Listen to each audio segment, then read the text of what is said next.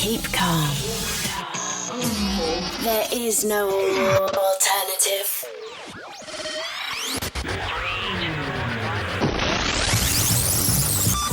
No alternative. No alternative. No alternative. We play the best from indie, punk, synth pop, grunge, and much more. No Alternative Radio. All right, welcome. It's No Alternative Radio. On the show, we have Jillian from the band out of New York, Ian Sweet. They have a new album. It's called Shapeshifter. It's their debut, and we'll be playing some tracks and talking with her on the show. So, let's do it. New track. This is called All Skaters Go to Heaven.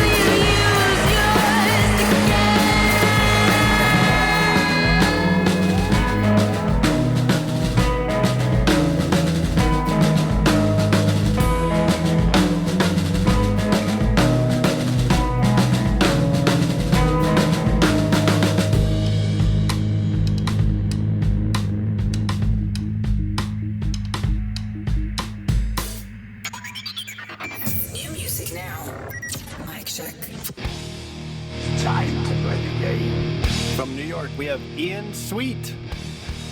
Time to play the game!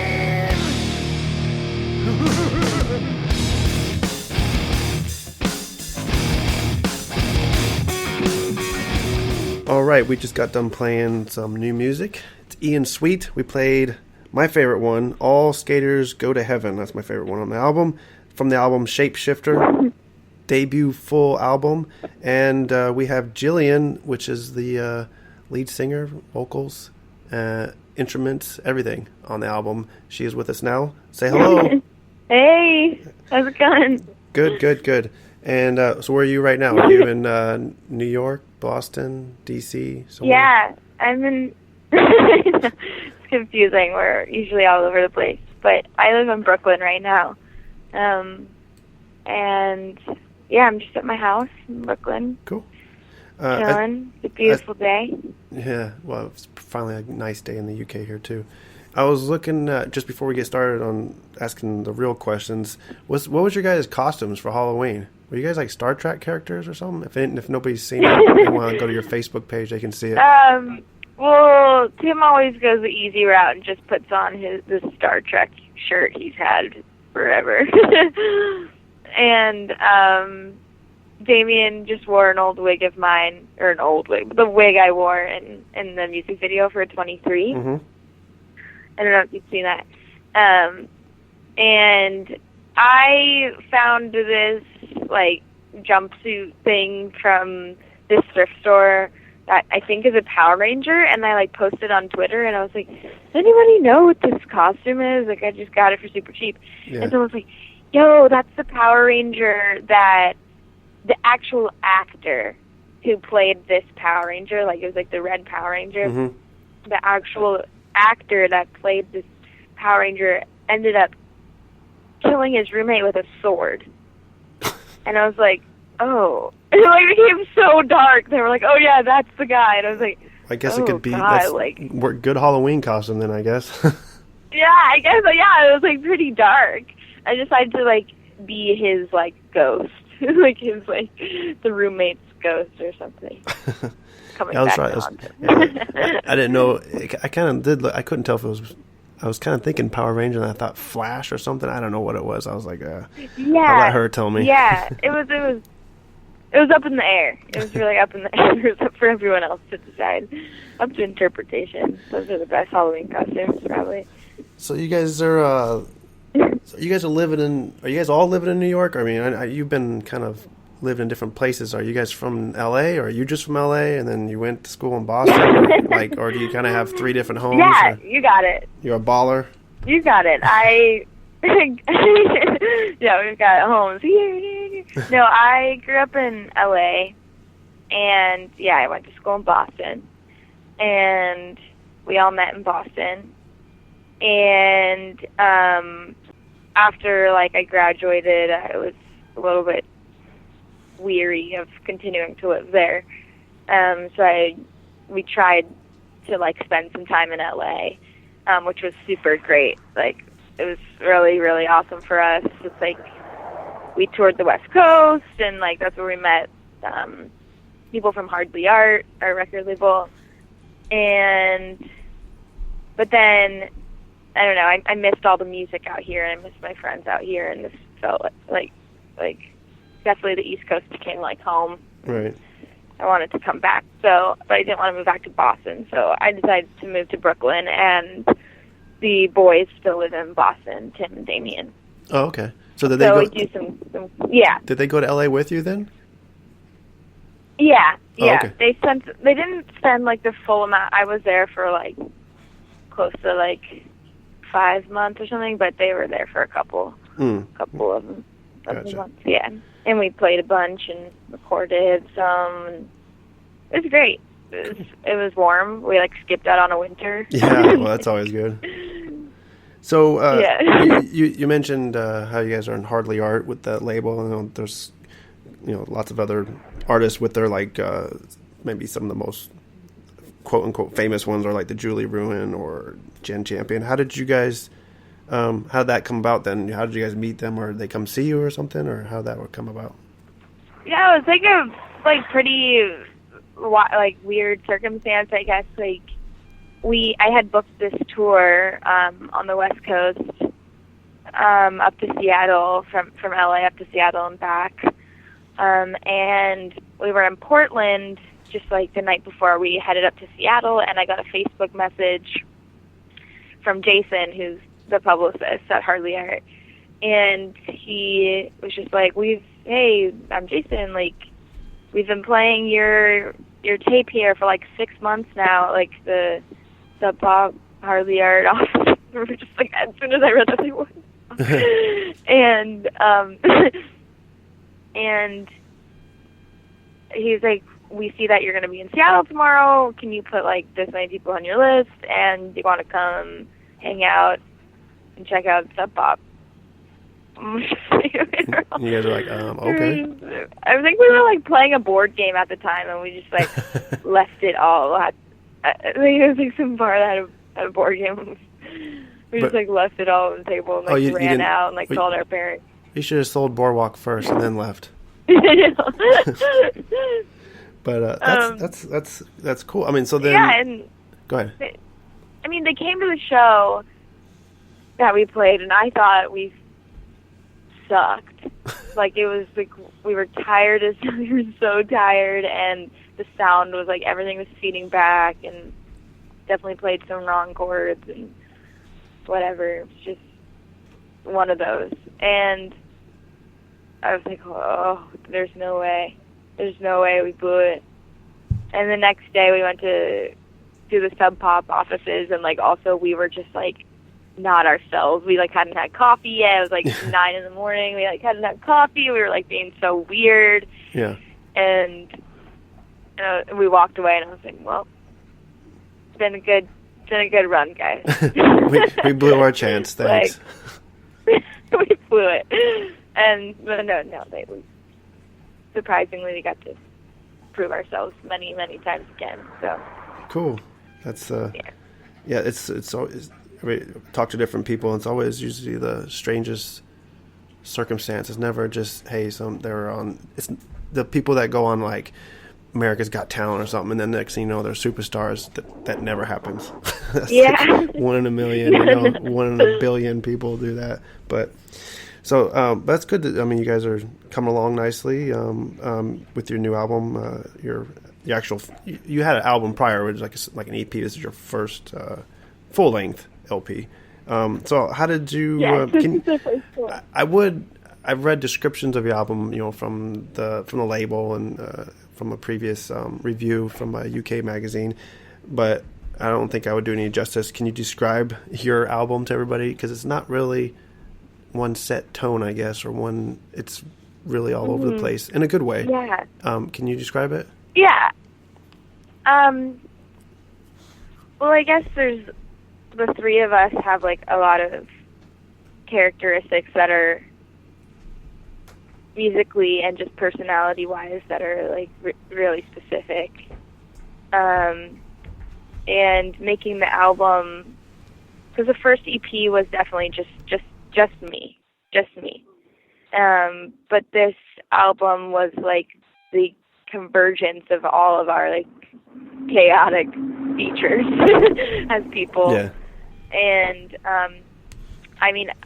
most of the songs are just like I wrote like the basis of them, like the lyrics and the guitar parts and most of the musical aspects. But when I brought it to the boys, it was like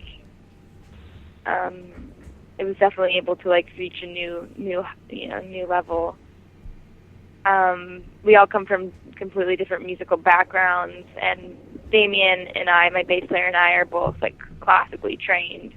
So we both went to music school and like well versed in jazz and stuff. And Tim's more like of like the punk, like hardcore scene. So we were able to like mix all those, and this album for me was like a very emotional experience to write. So I think that really comes through, not even just the lyrics, but in the way we're all playing together. Yeah, it's kind of like the swells and just like how we kind of like the song kind of just like explodes or right. Yeah. Yeah, it's also lyrically, dynamically. Lyrically, I can't put my finger. I want to say it's kind of like lonely sounding, I guess. Yeah. Am I right in guessing that? I mean, definitely it was like a lonely period of time for me. And the lyrics represent a lot of like space that I was having in my life at the time from a lot of people, because I was definitely excluding and removing myself from the world for a little bit, because I was like going through something really tough. So the lyrics definitely represent like the space within myself. Like definitely I felt very removed from myself. I was having like very bad anxiety and didn't really recognize myself, basically. And I was like writing these lyrics like kind of like out of body. So yeah, definitely like lonely. Yeah. It's like a good representation, but not finding. Oh yeah, sorry. Go ahead. I didn't necessarily. And just so everybody knows, I don't necessarily mean lonely to the point where you're suicidal or anything like that. Just more. Right. No, definitely. Yeah. I read also that there's so many influences on your album. Everything from not just musically, but like obviously like basketball, because you got number 23 song on there, Jordan. You got, ice cream and shoes and everything else. Are those really like are those really legit like influences, or not influences? Probably not what I'm looking for, but like or is it more like indirectly? Yes. Subconsciously, that's sort of what happened. It's not like you said, "Oh, I'm going to write about singing about ice cream cones" or something. It's just sort of indirectly influenced you. Yeah, I mean, these things like directly influenced me because these are like things that helped me go through something like really difficult to actually talk about. So like, I felt like bringing in these elements of like nostalgia and like representing like things that made me happy or confused or frustrated or like just any sort of comfort. I wanted to represent those things, but not legitimately. I'm not like, I'm going to write this song about whatever it is, this little Slime object. time. But I do find myself finding a lot of comfort in these small objects because they represent something bigger to me, metaphorically. Like, I feel like the whole song Slime Time Live is like, I wrote that song when I had just started taking antidepressants, and it was taking 5 weeks to, like, they take 5 weeks to pretty much activate. Right. And that whole time I was, like, watching reruns of Slime Time Live and, like, and, like, trying to find,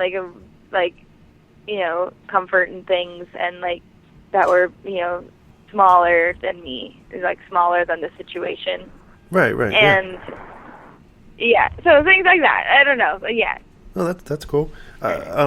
We'll take a break real quick here, and we'll play that song that we just talked about. Then we'll do Slime Time Live if that's all right with you. Heck yeah. All right, we'll do it.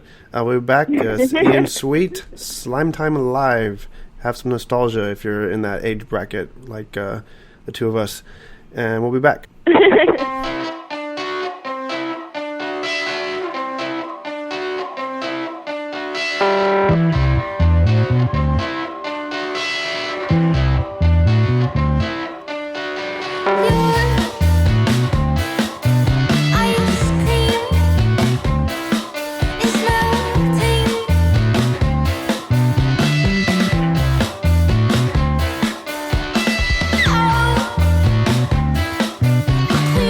Oh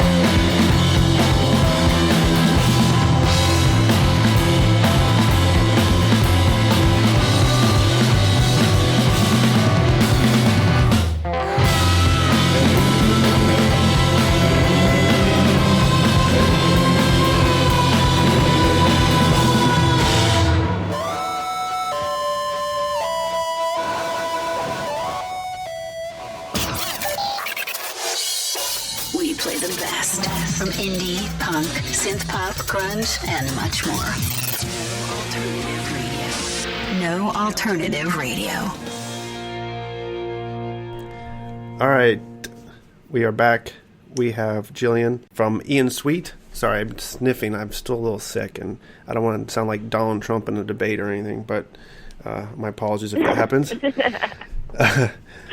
So we're talking about your album and some of the influences and what people can expect when they hear it and whatnot. And when I was listening to it, there's certain points. I'm not sure if you're familiar with. Well, most people are familiar with these bands I'll mention, but like Guided by Voices or Pavement. You guys musically kind of sound parts of them. I mean, you guys sound like a lot of different people all together mixed in, not really one, but there's parts also on some of your songs. I can't remember which one it was specifically. I think it was Shapeshifter, I believe, but you kind of almost sound like Bjork at times. I don't know if anybody's ever told you that. Dude, I can't believe people say that. Oh, okay. I'm not the only one then. I've had like 5 people say that. I can't wrap my brain around. That is, I mean, you told me you were going to ask about my 3 favorite albums, so that's one of them. Yeah, that's. I mean, very cool. I don't think on every song it does. Just certain points it does. And I'm pretty sure it was Shapeshifter, and especially in the beginning, it just resonates. As soon as you hear it, I was like, "Holy crap, is that Bjork?" I mean, because it sounds pretty damn close. But and then that's so sick. There's another artist too that I actually interviewed her a few weeks ago. She's out of Philadelphia. Her name's Japanese. Well, actually, her name's Michelle Zahner. I don't know if you know her, but she's Japanese breakfast. Yeah. And there's times where you guys actually sound a lot alike too, musically and lyrically, honestly. And she used to be in another band called Little Big League. And but yeah, I don't know if. So with that said, all the bands I just mentioned, Pavement and Bjork and whatever. Is there any of those that influence you, or any ones that you're like, oh no, I don't really think, or is it just maybe just coincidence, or or other ones that I didn't even mention? I've honestly never listened to Pavement very seriously. So I wouldn't say Pavement, but that's cool. I think that I have my friends' bands are influenced by that, that sort of genre. Mm-hmm. Like my boyfriend plays in, have you heard the band Ovlov? Ovlov? Nope, I have not. I'm one of those ones. I'm kind of a visual too. I need to see it written out. Like really, really special band from Connecticut. But they're definitely very influenced by Guided by Voices and Pavement and those things. So I feel like I probably it's like indirect. Yeah. Like I don't directly listen to Pavement and stuff, but I have friends who are influenced by them, and I listen to them. Blah blah blah. But yeah, this record is definitely influenced. Honestly, I think it's subconsciously influenced by Bjork. I wasn't listening to a lot of Bjork at the time, but had definitely had a Bjork phase. Yeah. In my life, and I'm coming back to that phase now after the record's been done, because people have been saying that. I'm like, damn, I should go back and explore some more. Yeah. We really love the band Land of Talk as a whole. Have you heard of that? Yeah, band, I have. Yeah, as a collective band, that's probably an influencer for all of us. And then all of us have our own little styles. Yeah. Little things here and there that we bring to it. Cool. Yeah. Do you have any guilty pleasures? Like something that you listen to, maybe you're a closet freak about, or something you just, I really like Britney Spears, or I really like Michael Bublé. I don't know. But, I mean, I guess really, I mean, honestly, I can't knock anybody. If you like, it doesn't matter who the band is or the musician. If you like it, you like it. I mean, there's nothing wrong with that. But I can't say this is even a guilty pleasure, because we're very outward about it and how much we love this band. But Steely Dan, oh yeah, I know every word to every record. Yeah, I wouldn't. Yeah, I definitely wouldn't call that. They're in the Rock and Roll Hall of Fame, for God's sakes. I wouldn't. Yeah, but some people give them a hard time. A little goofy. Yeah, I mean, probably because they're just so old and they're but I don't know. Yeah, for a bunch of freaky like music school kids, that's what we're into. Yeah. So do you guys? So on to about you guys playing live and doing different gigs. You guys have obviously played West Coast, East Coast, all over. And have you got a particular type of gig that you like the best, whether it be a small little bar scene or playing outdoors, or I don't know if you've played any festivals yet or not, but do you have any particular preference? That's something I'm super excited for, is the festivals. I can just imagine. We've played outside a couple times, but nothing to like an audience, or not like a just like sea of people, endless, sort of like just roaming about it. Yeah. So it'd be really special to like sort of do that. But my favorite shows are when we're playing in Brooklyn at Shea Stadium, the venue here, with like just friends. Like I bartend there sometimes, and it's like friend run, and it's basically like family. And that's where we had our record release. That's cool. It's called Shea Stadium. Wait, so yeah, it's I not, don't know. Is it like literally the Shea Stadium? It's not the Shea Stadium. Okay. No. It's like, I was like, holy crap, that's like huge. Kind of messy. No. Yeah, we opened for like Bruce Springsteen. Yeah, just playing for like friends. Yeah. Is the best. And we love to tour and travel, and places like Nashville have. And, well, I guess that leads up to my next question. I was going to ask you, what's your favorite part about touring then? My favorite part about touring is just the three of us together. We don't get to spend an allotted amount of time together, because we're all just have different schedules and different places, and these are like my brothers. So I feel just like so at home when we're traveling together. Right. So do you have a... We all just Go ahead. find things to laugh about, and just it's just I always am in pain when we're on tour because I'm just laughing all the time. It's like my abs hurt. Well, you don't have to go to the gym then. You could just laugh the whole time, and then... So do you guys have do you in particular have a worst part about touring?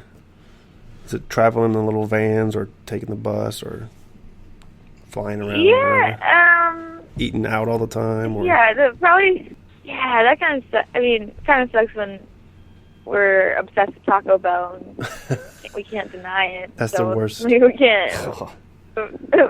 We all want it all the time, but we feel like crap. Touring in the winter is pretty tough in the East Coast, I'd say. Just because, sometimes you have to cancel shows if it's snowing, or you forget your sleeping bag and you're just miserable. Yeah, just plain socks. Oh, yeah. Your socks are wet. Yes, I know. But it's all worth it at the end of the day. It gives you good stories. That's probably... Yeah, you got the good stories, like shoveling your car out at 6 in the morning. Yeah, I've been there, done that. I know. UK is mad crazy about festivals pretty much from April till September. There's a festival literally every weekend. We're gonna get out there. Yeah, isn't it? You got it. We're getting out there. You can pretty much go from one place to another place and play all the festivals. Doesn't even have to be the big ones like Reading and Glastonbury or anything like that. But just tons and tons. But got to get on that. I just remember. Yeah, so I just remember watching videos when I was 13 of Coldplay playing Glastonbury. That's gonna be me. Yeah, you definitely can do it. That's my guilty, non-guilty pleasure is Coldplay. Yeah, I will admit it. Yeah, that's probably. I would. Well, I'll leave it at that. Let's take a break real quick. What song do you want to put on from your album? You put on 23. We'll do 23. Whatever you want. It's your album. Sweet. All right. We'll put on 23. This is Ian Sweet. We'll be back in a second.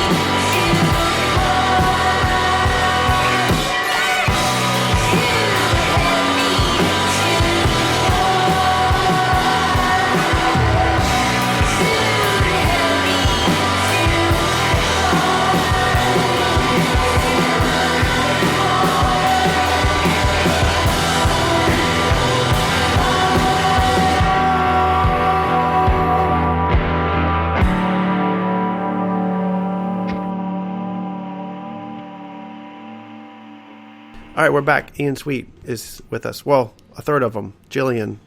And we've talked about the new album, Shapeshifter, and some of the favorite places to play and touring and all that good stuff. Some anecdotes about all that. So we're going to ask a few more questions here before we take off. Just basically it's like an either-or type question or just random personal things. Not too personal, but... So without further ado, how about this? New York or L.A.? New York. New York? But okay. When I'm 30, check back or something. Check back. Okay. Fair enough. Coachella or Lollapalooza? Lollapalooza. All right. Kate Bush or Peter Gabriel? Oh, you can't do that. Yes, I can. You I can't did do it. that one. I did it. Oh my God, no way. Why you think about that? A little side awful. story. You're evil. You're evil. When I was a kid, I used to love Peter Gabriel when I was actually younger, and I always wanted to see him in concert and never got a chance to. Still haven't seen him because now he's I saw him. pretty much older, but I never got a chance. But he was my little guilty pleasure when I was a kid. I loved Peter Gabriel. But so, is it going to be Kate Bush, who's very good as well, or Peter Gabriel? Really quick. Yeah. I'm gonna say Kate Bush because I've never seen her, but I have seen Peter Gabriel when I was 5. That was my first concert my dad took me to see. That's a good one to go to. But that's my dude, Peter, big influence. But I love Kate Bush, and Sounds good. All right, how about in the Boston scene playing shows? I don't know if you've played these or not, or I'm sure you've at least attended one of the places because you went to school there for a little bit. The Sinclair or the Paradise?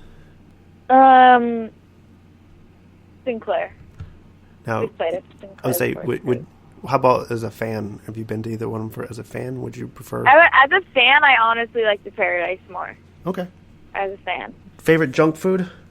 Oh, shoot. Yeah. I eat a lot of candy. Anything Favorite specific? candy is anything made by the brand Haribo. Oh, yeah, like the gummy bears or Great like candy. Yeah. yeah. Sour Sketty. Yeah. Well, That's- if you get to That's where I'm at. if you come to the UK for the festival season next year, you have no shortage of Haribo candies. There's you go to the store and there's like 20 flavors. It's pretty Oh my God. pretty ridiculous. Yes. I can't. So I know you're nostalgia for the 1990s. Do you have a favorite toy from that period? Like a Furby or? Oh my God, Tamagotchi. I knew you were gonna say that. Remember I those? felt it. Oh yeah, I know. Yeah, the little. Those are awful. They would like die every second, and they'd wake you up in the middle of the night. Furbies too. All that stuff like woke you up in the middle of the night, and you could never sleep. Yeah, I guess I got this new thing now. This year, like the big craze is like these little. I don't know the name of them. I just was reading about them how they come in an egg, and then like over time they crack open and it hatches, and then you're supposed to like take care of it and do certain things and teach it. I'm like, I don't know, just get a cat for God's sakes. I mean, come on. Yeah, just get a cat. Hamster. You don't have to do that much with a cat. Yes, yeah.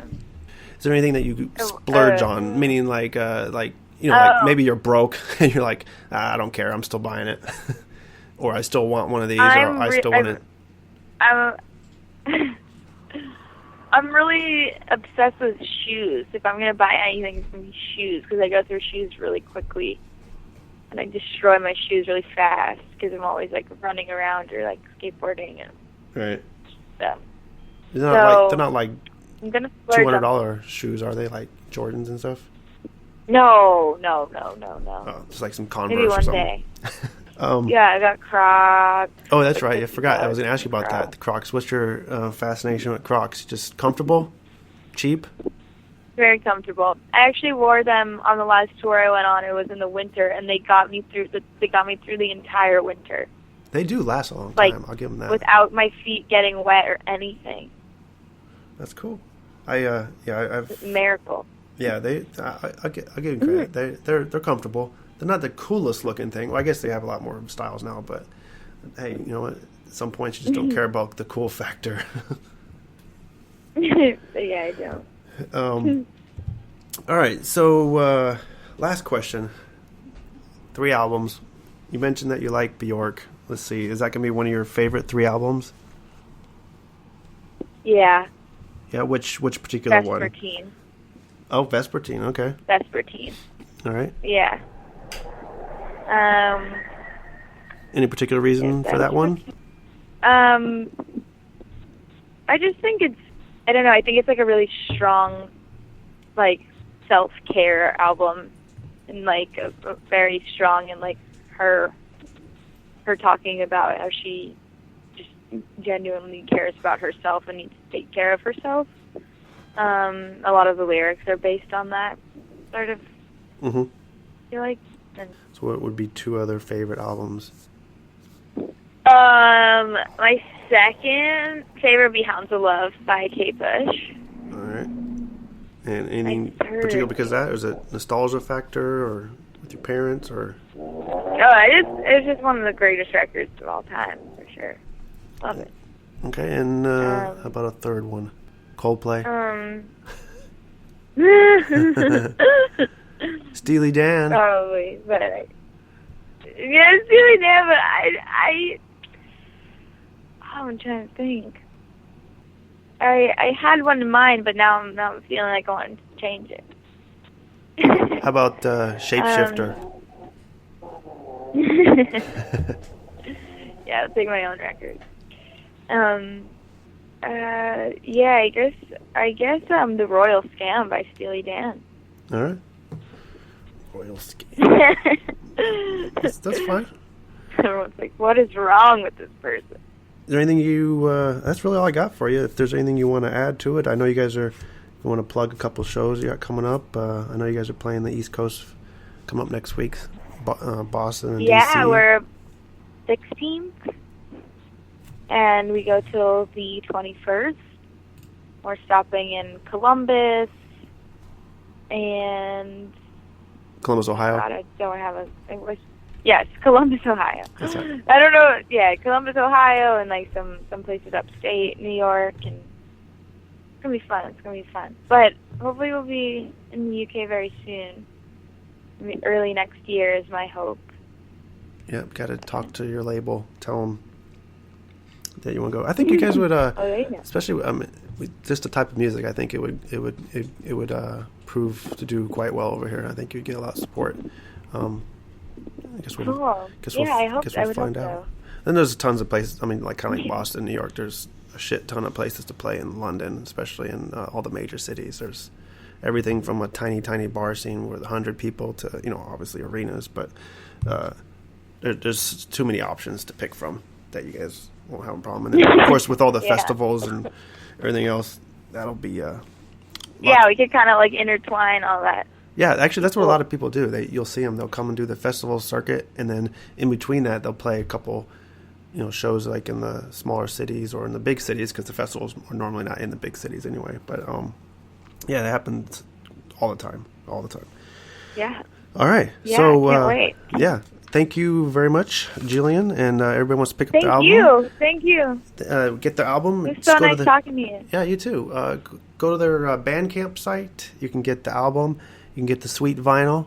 No pun intended. Ian Sweet vinyl. You can get it special everything edition. feels like a pun now. Yeah. It's actually cool. It's a cool looking vinyl too. I actually have it. If you get it, you can get the limited edition one. So go to the Bandcamp site if you're a vinyl freak, get it, or you can just get it all the digital sites like iTunes and Google and Amazon or whatever. Okay. Well, thank you very much, Jillian, and we'll put on a song as we lead out. We will put on Shapeshifter since you sound like Bjork on it, and so everybody can judge for themselves. All right. We will see you later. Nice talking to you, dude. You too.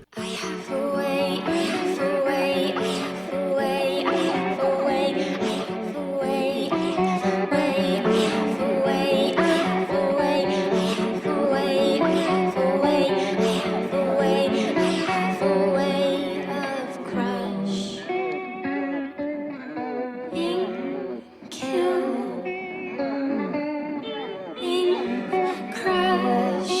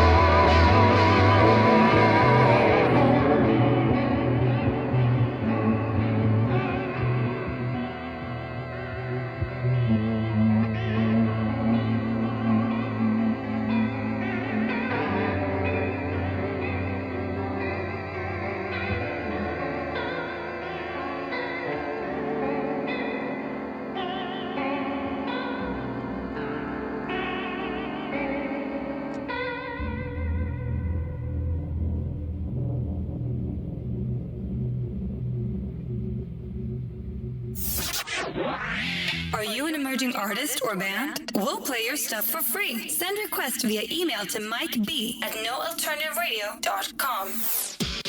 Wherever and however, thanks for listening to No Alternative Radio. Get the free app from the Google Play Store to listen on the go for free.